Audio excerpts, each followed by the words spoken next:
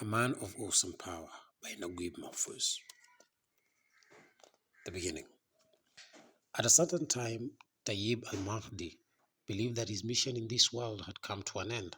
Deeply relaxed, with only minor aches and pains, he would mutter to himself in contentment, "All praise to God, Lord of the worlds."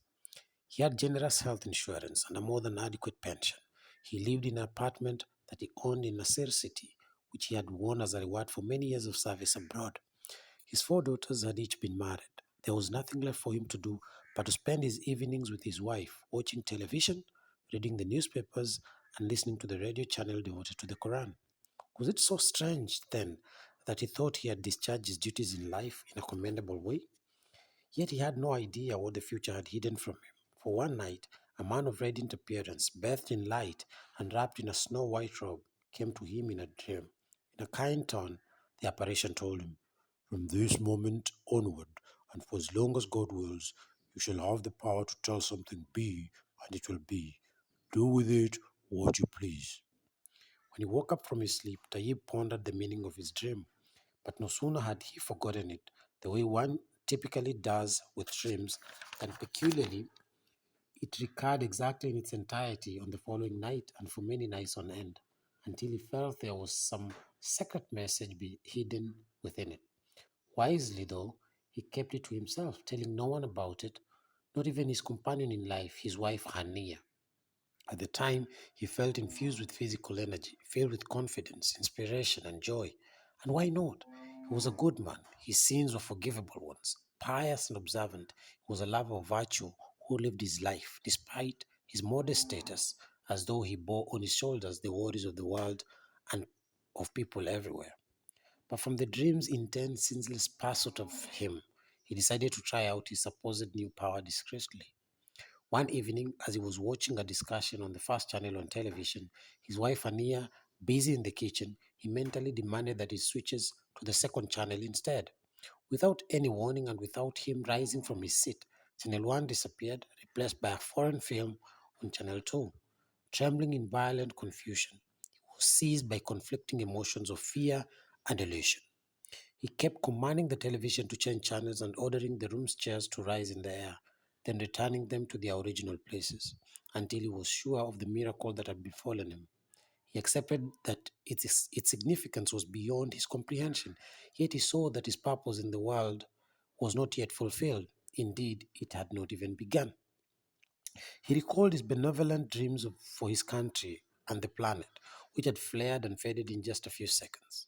Now was the time that they all would come true. He would reform reality with his own hands, but without any acclaim or credit to his name. Yet he reckoned that he must heed the inner voice that had accompanied him through his long life, which occupied his mind when awake or asleep. So at the time that he habitually went to the cafe each day, he got dressed, his awesome new power enfolded within him, and entrusting himself to God, left the house in his usual way. As he hailed a taxi to take him to the heart of the city, the driver waved his hand at him in haughty refusal, speeding on his way without paying him further mind. Even though this was hardly the first time such a thing had occurred, Tayyib's irritation now was greater than in the past. He considered for a moment that he could make the driver suffer an accident on the road. Whoever is granted a power like mine must use it only for good. As he said this to himself, his anger nonetheless got the better of him. He stared at the taxi's rear wheels, and both of them exploded suddenly like a bomb. The driver pulled over and, ramming his palms together in frustration, glanced back and forth at the two shattered tires. "Both at one time?" he exclaimed. Taib felt that he had taught the man a needed lesson, but had it been mistaken for mere coincidence? He walked by the man, casting him a meaningful look and asking, "Can I be of any help?" But his unknowing people glared at him, resentful and enraged.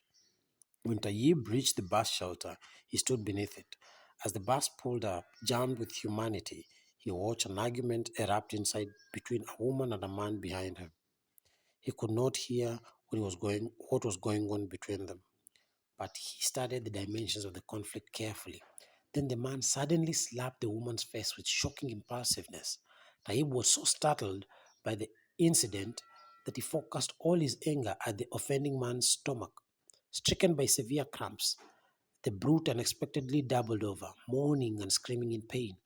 The boss did not move until he had been carried outside for an ambulance to fetch him. Meanwhile, more than one voice cried out, "He deserves it! That is what he gets for his bad manners and cheekiness." Taib al Mahdi observed all this with satisfaction, certain that he had done his duty in the best manner possible. Continuing on his way to the cafe, he performed memorable services. Spotting a gaping porthole, he filled it. Finding an electrical box hanging dangerously open, he locked it. Tripping on a pile of rubbish, he removed it. Splashed by sewer water flooding an alley, he drained it. All these things together convinced many in the neighborhood that a genuine awakening had struck the nerves of the state, or even had gone beyond mere awakening to an outright renaissance. He took his seat in the cafe to refresh his mind with a cup of coffee. He listened to the radio as an announcer was expounding on promising developments expected in the future.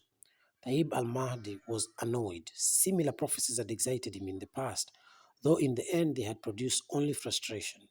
His chest tightening in fury at what the man was saying, he commanded him from afar, "Tell us what has already been accomplished, not what has yet to be achieved."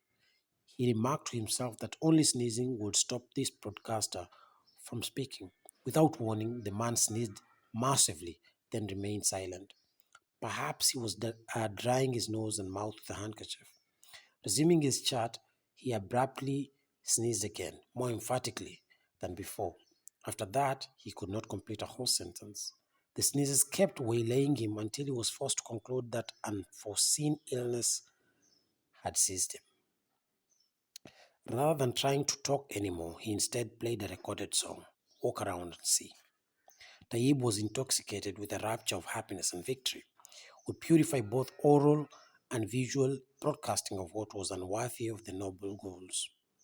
He would terminate any talk that displeased him by making the speaker sneeze spontaneously or emit thrilling cries like those made by women at weddings, or flee at the onset of uncontrollable diarrhea.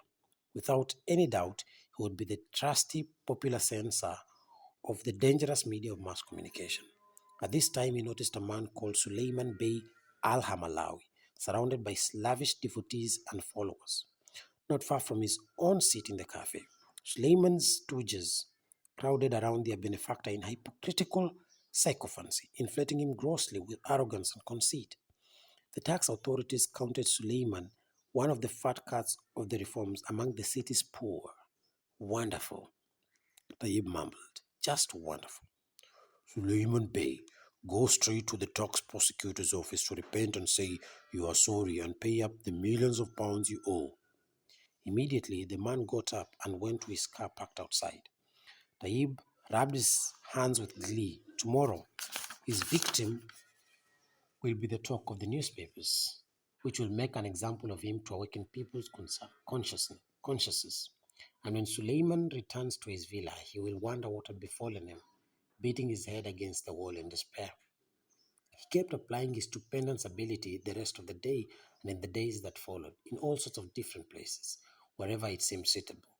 He passed by a maternity hospital, a consumers cooperative, an electrical appliances factory, and so on. A curse and an affliction for some, a mercy for many others. Wherever he went, astonishment and confusion trailed in his wake. Both those he had chastised and those he had blessed would wonder, how could people change without warning from one extreme to another? What is happening to the world? How can so many problems be set right without any steps taken to sort them out? Meanwhile, Taib came to see that he could make the best use of his power without proper planning and awareness of need. He could not. He obtained guides to the departments of government, factories, and private companies and took them to the tea garden at the zoo to draw up a comprehensive program for his intervention. The layers of official bureaucracy, the centers of production and services, the People's Assembly, the prisons and what was said about them, the commercial markets, the press, the political parties, the schools and universities. Each phase must be mapped out slowly and deliberately. Every claimer must be quieted, every deviation must be deterred, and once he is done correcting his country, he will turn with zeal to deal with the world. The mission that shall emerge from it will be manifold and heavy. yet the power that he possessed was the wonder of the age. Something caught his eye at the tea garden's entrance. He saw a beautiful woman approaching to take a seat at the table right next to him. Gorgeous and enticing, she was a perfect replication of his lost youthful dreams. Swept by a surge of delight, Taib found his passions aroused in a way that he had not known since he first married Hania, destroying the indifference he had dreaded since he entered old age. The surprise attraction amazed him. Truly, it was far from ordinary and hardly appropriate for one preoccupied with such a mountainous burden as his. She barely noticed him as her large, round eyes wandered over the zoo's garden leg and the ducks floating lazily on it.